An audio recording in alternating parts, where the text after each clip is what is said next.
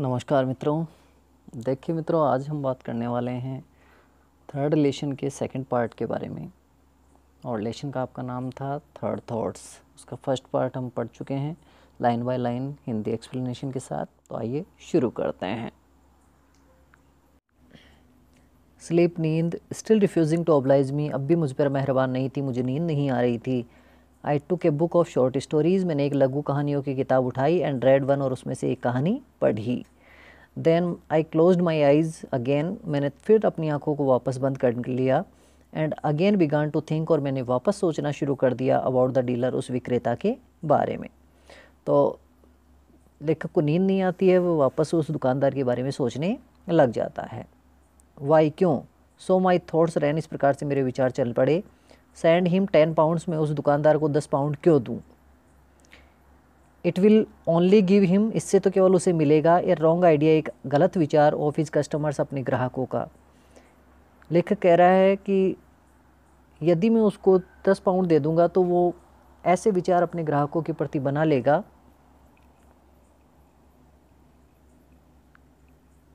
None of whom, जिनमें से कोई भी नहीं, वुड बी सो फेयर, इतना अच्छा व्यवहार करेगा।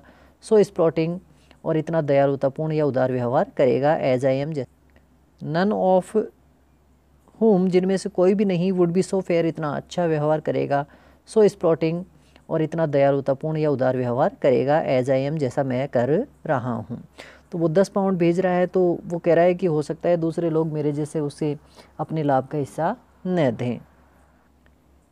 He will expect similar letters, वो ऐसे ही पत्रों की आशा करेगा एवरीडे, रोजाना। एंड बी डिसअपॉइंटेड, और निराश हो जाएगा जब उसे ऐसे पत्र नहीं मिलेंगे। एंड देन, और तब, ही विल बिकम इम्बिटर्ड, तब उसका जो हृदय है वो कड़वाहट से परिपूर्ण हो जाएगा, दुखी हो जाएगा। And go down the valley, और वो उस घाटी में डूब जाएगा ऑफ टीयर्स, जो कि आंसुओं की है। ए मेजरेबल क्रेचर, उसका जीवन बहुत ही परेशानीपूर्ण या दुखदायी हो जाएगा। तो लेखक कह रहा है कि जब उसे ऐसे पत्र नहीं मिलेंगे जिसमें लाभ का हिस्सा होगा, तो वो बहुत ही दुखी हो जाएगा, क्योंकि उसे लोग क्या नहीं कर रहे हैं, अपना हिस्सा नहीं दे रहे हैं। ये looked a nice old man, वो एक बहुत ही अच्छा और वृद्ध व्यक्ति लगता है। ए पेटी ने ए क्राइम, अरे ऐसी दया करना अपने आप में एक तरह का क्राइम होगा, एक अपराध होगा, ये एक तरह से अनुचित होगा। To injure such a creature, ऐसे एक प्राणी को चोट पहुंचाना या दुखी करना। नो, नहीं। 10 पाउंड इज़ एब्सर्ड, 10 पाउंड उसे भेजना अपने आप में बकवास है। 5 वुड बी प्लेंटी, 5 यदि मैं उसे पाउंड भेजूंगा तो 5 भी अपने आप में पर्याप्त होंगे। 10 would put him above himself, जो 10 पाउंड है वो तो उसे आसमान पर चढ़ा देंगे, या वह 10 पाउंड पाकर तो अत्यधिक बहुत ही ज़्यादा आशावान बन जाएगा। वाइल, जब, I was dressing the next morning, जब मैं अगली सुबह अपने कपड़े पहन रहा था। आई थॉट, मैंने सोचा, अबाउट द डीलर अगेन, उस डीलर के बारे में दोबारा से। तो लेखक सुबह जब रेडी हो रहा था तब भी उस डीलर के बारे में सोचता है। वाई, क्यों? शुड आई, मुझे ऐसा करना चाहिए। सो माई थॉट्स रैन, इस प्रकार से मेरे विचार चल पड़े। डायरेक्टली, सीधे। I had for the first time, मैंने पहली बार पाया है इन माई लाइफ, अपने जीवन में। ब्रॉट ऑफ ए फाइनेंशियल कोप, एक ऐसा आर्थिक सफलता। वो कह रहा है कि अपने जीवन में पहली बार मैंने ऐसी आर्थिक सफलता या आर्थिक लाभ पाया है। स्पॉइल इट बाय गिविंग, क्या मैं इसे बर्बाद कर दूंगा? गिविंग, देकर। A large part of profit away, अपने इस लाभ का एक हिस्सा, बड़ा हिस्सा। तो वो अपने इस लाभ का एक बड़ा हिस्सा देकर इस आर्थिक सफलता को बर्बाद नहीं करना चाहता। अपने आप से वो प्रश्न पूछता है। वाज नॉट दैट फ्लाइंग, क्या ये ऐसा नहीं होगा?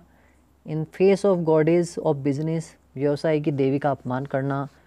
हु यूर सी में बी, चाहे वो देवी कोई भी हो। तो वो कहता है कि व्यवसाय की देवी लक्ष्मी ने मेरे ऊपर दया की है, और क्या मैं इस लाभ को उसे देकर देवी लक्ष्मी का अपमान नहीं कर रहा हूँ? Was it not asking her to discourage me, क्या ये ऐसा नहीं है कि मैं उसे कहूँ कि वो मुझसे नाराज़ हो जाए? ओनली ए डे और सो, अभी एक ही दिन पहले तो। After we had last got on terms, हमारे संबंध बने हैं, या मैंने पहली बार आर्थिक सफलता प्राप्त की है। There is no fury like a woman scorned, एक अपमानित महिला से ज़्यादा गुस्सा कोई नहीं दिखा सकता। It would probably be the end of me, यदि मैं ऐसा करूँगा तो मेरे जीवन का शायद अंत ही हो जाए। सिटी मैग्नेट्स शहर में रहने वाले जो व्यवसायी हैं आर ऑल सक्सेसफुल, वो सफल रहते हैं प्रोबेबली शायद, बिकॉज क्योंकि they don't do these foolish impulsive things, क्योंकि वो ऐसे मूर्खतापूर्ण और भावनात्मक कार्य नहीं करते। इम्पल्स क्योंकि भावुकता is the negation of magnetism, व्यापार का क्या है, दुश्मन है, और भावुकता को व्यापार में कोई जगह नहीं मिलनी चाहिए।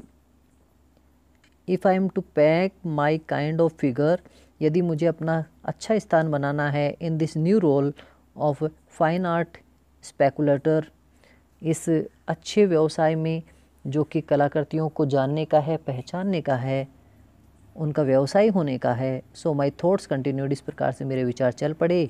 I must control my feelings, मुझे अपने विचारों पर नियंत्रण रखना पड़ेगा, अपनी भावनाओं पर नियंत्रण रखना पड़ेगा। नो नहीं, 5 पाउंड इज़ एब्सर्ड, 5 पाउंड भेजना अपने आप में बकवास है। A douceur of 1 pound will meet the case, यदि मैं उसे 1 पाउंड भेजूँगा तो यह अपने आप में पर्याप्त होगा। It will be nothing to me, इससे मुझे भी ज़्यादा फ़र्क नहीं पड़ेगा। एट एनी रेट, किसी भी स्थिति में। नथिंग सीरियस, कोई ज़्यादा गंभीर फ़र्क तो नहीं पड़ेगा। But a gift of quail and manna from a clear sky to the dealer, लेकिन उस व्यवसायी के लिए तो यह छप्पर फाड़ के मिलने जैसा होगा। A gift of quail and manna from clear sky to dealer, इसका तात्पर्य है छप्पर फाड़ के मिलना, ये एक तरह का फ्रेज है। विदाउट के बिना, how you are doing any harm, इससे उसे कोई नुकसान भी नहीं होगा। A pound will be ample, 1 pound अपने आप में बहुत है। Accompanied by a brief note, और इसके साथ एक छोटा सा पत्र और भेज दूंगा। तो लेखक ने 5 पाउंड को कैंसिल करके 1 पाउंड निश्चित कर दिया है और उसके साथ एक छोटा सा पत्र भी भेजना चाहता है। The note was to effect, उस पत्र भेजने का तात्पर्य यह था, उसमें यह लिखा होगा that I had sold the drawing, कि मैंने उस तस्वीर को बेच दिया है, एट ए प्रॉफिट, एक लाभ के साथ, विच इनेबल्ड मी, जिसने मुझे इस लायक बनाया है, to make him a present, जिससे कि मैं तुम्हें एक उपहार भेज सकूं। बिकॉज क्योंकि it was an old and perhaps odd, क्योंकि एक पुरानी और विचित्र बिलीफ ऑफ माइन, मेरा एक विश्वास था, that one should do this kind of thing, कि किसी न किसी व्यक्ति को तो ऐसा करना ही चाहिए। Good luck should be shared, कि सौभाग्य जो है वो लोगों से बांटना चाहिए। तो लेखक कहते हैं कि उस पत्र में वो ये लिखेगा कि हालांकि मेरा ये जो विश्वास है वो पुराना है, अजीब है, लेकिन फिर भी ये विश्वास ऐसा है कि सौभाग्य यदि किसी को मिले तो उसे लोगों से बांटना चाहिए। I had the envelope in my pocket, मैंने उस लिफाफे को अपनी जेब में डाला, कंटेनिंग द नोट, जिसमें वो पत्र था, एंड द चेक, और जो चेक था, व्हेन आई रीच्ड, जब मैं पहुंचा, द क्लब, उस क्लब में, फॉर लंच, दोपहर के भोजन के लिए, एंड दैट आफ्टरनून, उस दोपहर, आई प्लेड ब्रिज, मैंने ब्रिज का खेल खेला, सो डिजिस्ट्रेसली, बहुत ही भयंकर तरीके से, दैट आई वॉज ग्लैड, कि मैं खुश भी था, I had not posted it, कि मैंने उस पत्र को अभी तक डाक में नहीं डाला था। तो लेखक कह रहा है कि वो जो 1 पाउंड का जो चेक और वो पत्र जो उस व्यापारी को वो देने वाला था, अभी तक उसने उससे पोस्ट नहीं किया था, अपनी जेब में डाल लिया था।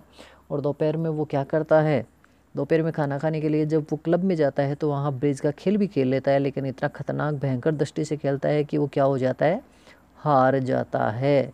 और हारने के बाद वो कम से कम एक बात से खुश था कि उसने वो जो लिफाफा था वो डाक में नहीं डाला था, कम से कम उसके पास 1 पाउंड तो बचा हुआ था। आफ्टर ऑल, अंततः, सो माई थॉट्स रैन, इस प्रकार से मेरा विचार चल पड़े। As I destroyed the envelope, मैंने उस लिफाफे को फाड़ दिया, एंड कंटेंट्स, और उसमें जो सामग्री थी, जो चेक था, उसे भी फाड़ दिया। सच बार्गेन्स, क्योंकि ऐसे जो सौदेबाजी है, are all part of game, ये अपने आप में एक खेल का हिस्सा है, व्यवसाय के खेल का हिस्सा है। बाइंग एंड सेलिंग, खरीदना और बेचना, are a perfectly straightforward matter, एक सीधा साधा मामला है, बिटवीन डीलर एंड कस्टमर, किसी विक्रेता और क्रेता के बीच में। द डीलर आस्क्स, क्योंकि जो विक्रेता होता है, बेचने वाला, वो मांगता है, एज मच एज, उतना अधिक पैसा, ही थिंक्स, जितना वो सोचता है, ही कैन एक्सटॉर्ट, क्योंकि वो किसी से वसूल सकता है, एंड द कस्टमर, और जो क्रेता है, खरीदने वाला, हैविंग पेड इट, जब उस पैसे का भुगतान कर देता है, इज़ अंडर नो ऑब्लाइजेशन, वो किसी प्रकार की बाध्यता उसके ऊपर नहीं होती है, whatever to the dealer, उस विक्रेता के प्रति। द इंसिडेंट इज़ क्लोज्ड, इस प्रकार से ये जो घटना थी वो समाप्त होती है। और वो पहले जो अपने लाभ का आधा हिस्सा देने के लिए तैयार था, एक पैसा भी उस डीलर को नहीं देता है और अपने विचारों को बदल देता है। ये आपकी कहानी थी। इस कहानी का यदि आपको सारांश जानना है तो डिस्क्रिप्शन में जाके इसका हिंदी अनुवाद आप अवश्य पढ़ें, और फर्स्ट इसका जो पार्ट यदि आपने नहीं पढ़ा है तो वो भी ज़रूर पढ़ें। ठीक है दोस्तों, फिर मिलते हैं एक नए वीडियो के साथ। तब तक के लिए जय हिंद, वंदे मातरम।